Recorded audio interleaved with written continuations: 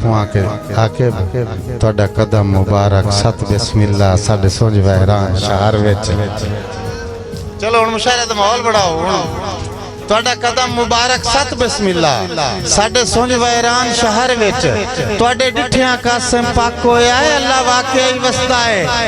हर विच ते मैनू झल्लण दे पक्कियां तो नूट ले अखियां हो सो थक गए ढेर सफर विच ओ तुहाडे वर्गे कदम मेहमान आउंदे न सब जड़ गया दे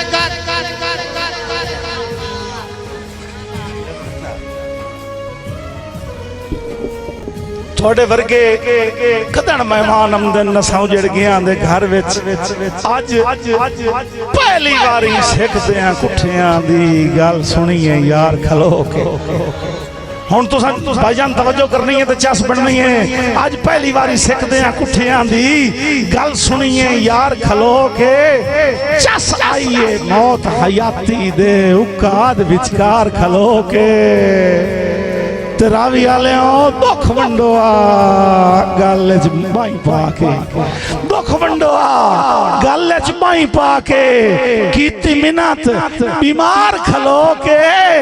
ओए उन्हां आके 100 मजबूरियां दसियां कच्ची कद तू पार खलो के। मैं उनकी नहीं जानता तेरे कोल खलो।